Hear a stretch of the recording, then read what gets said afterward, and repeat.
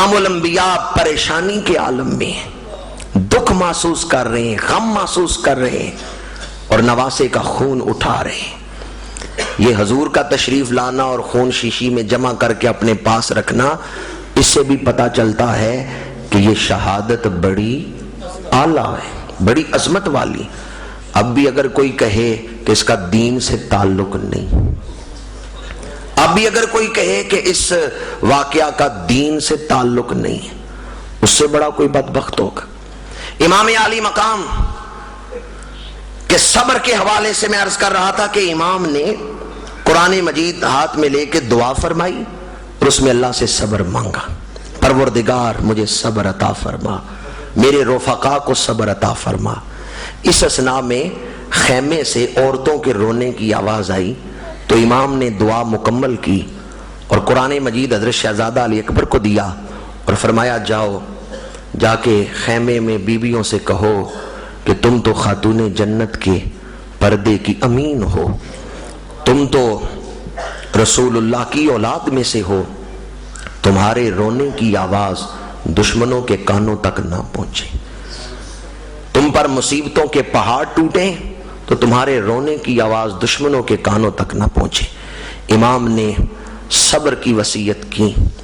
اس کے بعد پورا لشکر پورے لشکر سے ٹکرایا ہے، جس میں حضرت مسلم بن اوسجہ شہید ہوئے، عبداللہ بن مسلم شہید ہوئے، عبداللہ بن وہب بن عبداللہ کلبی شہید ہوئے، امام کے خدام غلام شہید ہوئے، پھر آل جعفر، آل عقیل، آل ابو طالب شہید ہوئے، اور پھر امام کے اقربا جناب حضرت قاسم مجتبی، اونو محمد، ابو بکر عمر عثمان بن علی جو امام کے بھائی تھے، حضرت علی کے بیٹے تھے، میدان کربلا میں شہید ہوئے، اور پھر 30 سال کے جوان بھائی بھرپور شباب حضرت عباس علمدار، آپ نے جام شہادت نوش فرمایا۔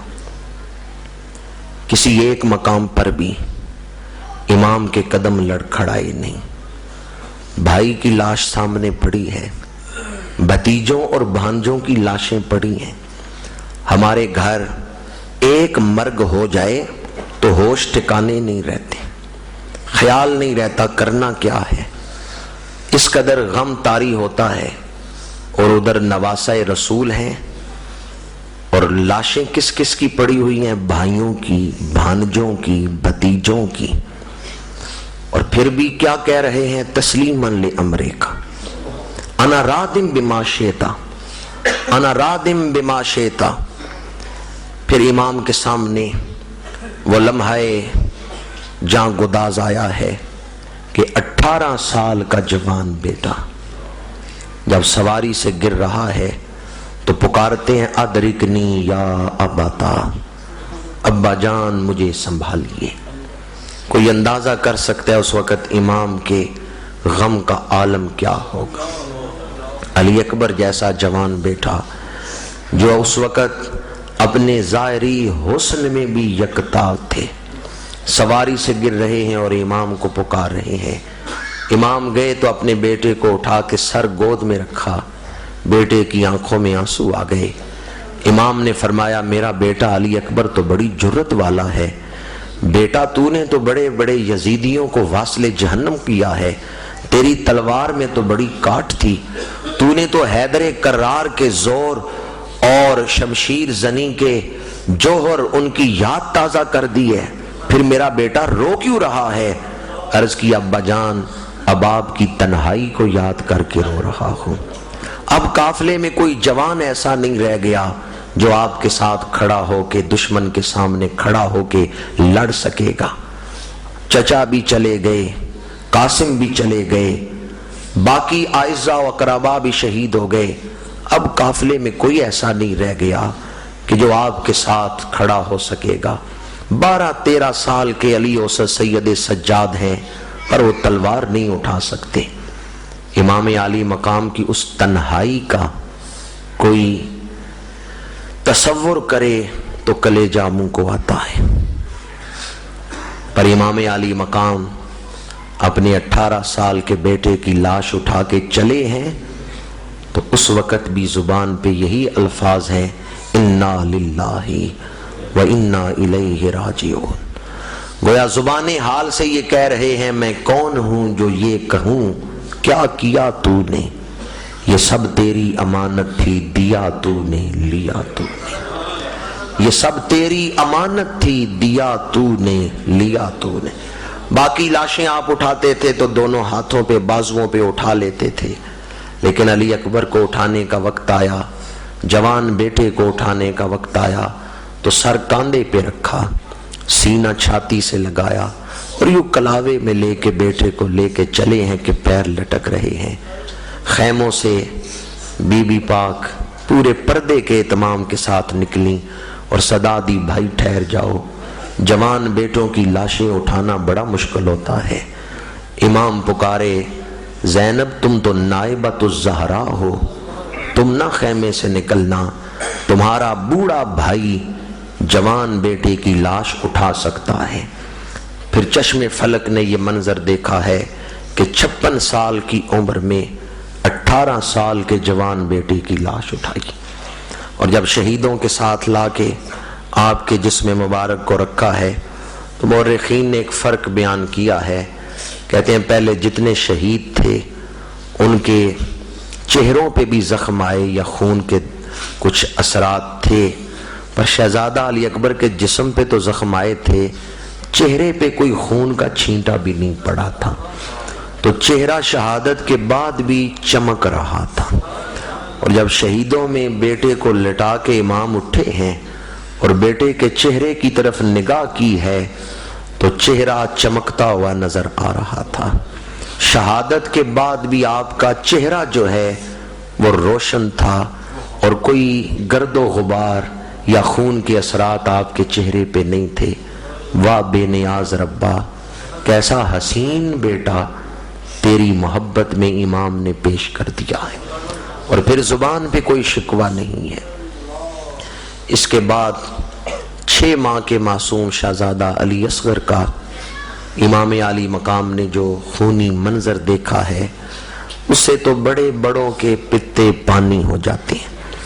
میں نے دیکھا گلیوں میں محلوں میں لوگ لڑتے ہیں، کسی کے بیٹے کو کوئی جھڑک دے نا، تھپڑ نہ مارے، صرف جھڑک دے تو باپ غصے سے نکل کے آتا ہے کون ہے جو میرے بیٹے کو جھڑکے، کون ہے جو میرے بیٹے کو مارے، ہمیں تو اپنے بیٹوں سے بڑا پیار ہے، ذرا صبر حسین تو دیکھیں۔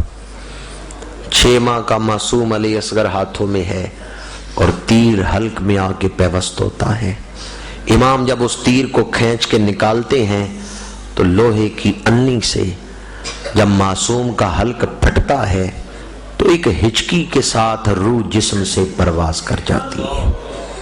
جنگیں بڑی بڑی ہوئیں اور ان میں مختلف عمروں کے شہید تو نظر آئیں گے، پر کربلا ایسی جنگ ہے جس میں شیر خار شہید بھی نظر آتے۔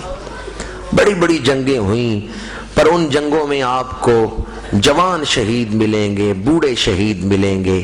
کربلا تو ایسی جنگ ہے جس میں 6 ماہ کا بچہ بھی شہید ہوا ہے۔ اب مجھے بتائیں جو معصوم بچوں پہ بھی تیر چلا رہے تھے کیا وہ انسان کہلانے کے حقدار تھے؟ صبر حسین تو دیکھیں، امام کا مقابلہ انسانوں سے نہیں جانوروں سے تھا، امام کا مقابلہ درندوں سے تھا۔ جو امام کے مقابلے میں تھے وہ انسان کہلانے کے حقدار نہیں تھے، ان کی شکلیں تو انسانوں جیسی تھیں لیکن ان کے اندر انسانیت نہیں تھی۔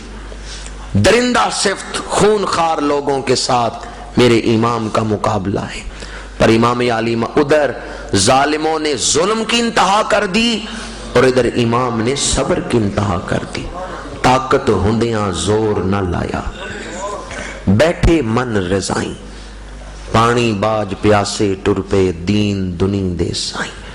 عارف کھڑی نے آپ کے صبر کو خراج تحسین پیش کرتے ہوئے کہا کوئی بندہ کچھ کر نہ سکتا ہو پھر صبر کرے، اس کو بھی ایک اجر ہے کہ اس نے چلو صبر کی نیت سے صبر تو کیا ہے، پر ایک آدمی بڑے اختیارات رکھتا ہو اور پھر وہ اختیارات استعمال نہ کرے، اللہ کی رضا پہ شاکر رہے۔ امام عالی مقام نواسۂ رسول ہیں، اس نبی کے نواسے ہیں جن کے قدموں میں پہنچنا ہر ولی کی منزل ہے، جن کے قدموں تک پہنچنے والے ولی بڑی بڑی کرامات کے حامل ہیں۔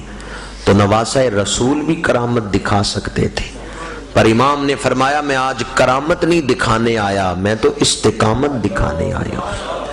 اللہ کی رضا پہ راضی رہیں، اور یہ صبر کا اعلیٰ مقام ہے کہ امام عالی مقام نے اس وقت جب کہ دکھ انتہا پہ ہیں، غم انتہا پہ ہیں، مشیت ایزدی پہ راضی رہے، یہی کہتے رہے ہیں انا رادم بما شئت، مولا جو تیری رضا ہے اس پہ میں راضی ہوں۔ امام عالی مقام کا یہ صبر دیکھ کے انسان حیران ہوتا ہے کہ اتنا اعلیٰ صبر کس طرح امام نے کر لیا ہے۔ اس کے لیے مولا کائنات شیر خدا حضرت علی کرم اللہ وجہ الکریم کے ایک ملفوظ مبارک کو اگر آپ یاد رکھیں تو وہ اس سلسلہ میں بڑی ہی تربیت کرنے والا ارشاد گرامی ہے۔ حضرت علی رضی اللہ تعالیٰ عنہ میدان عرفات میں حج کے موقع پر دعا کر رہے ہیں تو اللہ تعالیٰ کی بارگاہ میں عرض کرتے ہیں مولا جس نے تجھے پا لیا اس نے کھویا کیا ہے، اور جس نے تجھے کھو دیا اس نے پایا کیا ہے۔ زندگی اگر اس اصول کو سامنے رکھ کے گزاری جائے تو آدمی شر نفس اور شر شیطان سے بچ جاتا ہے، آدمی مال و دولت کی ناجائز حرص سے بچ جاتا ہے، حد سے بڑی ہوئی محبت سے بچ جاتا ہے۔ حضرت علی شیر خدا نے عرض کیا مولا جس نے تجھے پا لیا اس نے کھویا کیا ہے، اور جس نے تجھے کھو دیا اس نے پایا کیا ہے۔ آج ہم بھی بہت کچھ پانے کے لیے دن رات محنت کرتے ہیں، پر کبھی یہ تو سوچیں فانی چیزیں پا رہے ہیں یا کوئی لازوال نعمت پا رہے ہیں۔ جس نے اللہ کا قرب پا لیا اس نے سب کچھ پا لیا، اور جو اللہ کی بارگاہ سے دھتکار دیا گیا، جو محروم قرب خداوندی ٹھہرا، اس نے سب کچھ ہی کھو دیا۔ امام عالی مقام یہ صبر کی منزلیں طے کر رہے تھے، اور اللہ فرماتے ہیں ان اللہ مع الصابرین، اللہ صابروں کے۔ بڑی آپ کی توجہ چاہوں گا، ایک ہے مطلقاً صبر، ایک ہے صبر کی منزلیں۔ امام صبر کی منزلیں طے کرتے ہوئے صبر کے اعلیٰ مقام تک گئے ہیں۔ صبر کی پہلی منزل شاید آپ کو یاد ہو، میں نے گفتگو کے شروع میں کہا کہ جب مدینہ منورہ سے نکلے تو صبر کی وادی میں قدم رکھ دیا۔ یہ پہلا صبر کہ وطن چھوڑا، پھر دوسرا صبر اپنے موقف پہ قائم رہے، کوئی لالچ اور کوئی ڈر آپ کو جھکا نہیں سکے۔ کبھی آدمی لالچ میں آ کے صبر چھوڑ دیتا ہے، کبھی خوف میں آ کے صبر چھوڑ دیتا ہے۔ فرعون نے جادوگروں سے کہا جب انہوں نے حضرت موسیٰ کا کلمہ پڑھ لیا، فرعون نے کہا موسیٰ کا کلمہ چھوڑ دو ورنہ میں تمہارے ہاتھ اور پیر کٹوا دوں گا۔ جادوگروں نے کہا جو کرنا ہے کر لو، ہم موسیٰ کا کلمہ چھوڑنے والے نہیں ہیں، اب ہم اس پہ قائم رہیں گے۔ ڈر انہیں جھکا نہیں سکا، وہ قائم رہے۔ امام عالی مقام بھی صبر کی منزلیں طے کر رہے ہیں، وطن چھوڑا، اب اگلی منزل میں آئے۔ کوئی لالچ آپ کو جھکا نہ سکی، کوئی ڈر آپ کو جھکا نہ سکا، پھر اگلی منزل میں آئے۔ امام عالی مقام کو یہ دھمکی دی گئی آپ کی اولاد ذبح کر دی جائے گی، نسل باقی نہیں بچے گی، کوئی آپ کا نام نہیں لینے والا ہوگا۔ امام نے اس وقت بھی صبر کیا۔ پھر شہیدوں کی لاشیں اٹھا رہے ہیں تو صبر کی منزلیں طے کر رہے ہیں۔ یہ بھائیوں کی لاشیں اٹھائیں تو صبر، پھر بھتیجوں کی لاشیں اٹھائیں تو صبر، پھر بھائیوں بیٹوں کی لاشیں اٹھائیں تو صبر۔ اب صبر کی منزلیں طے کرتے ہوئے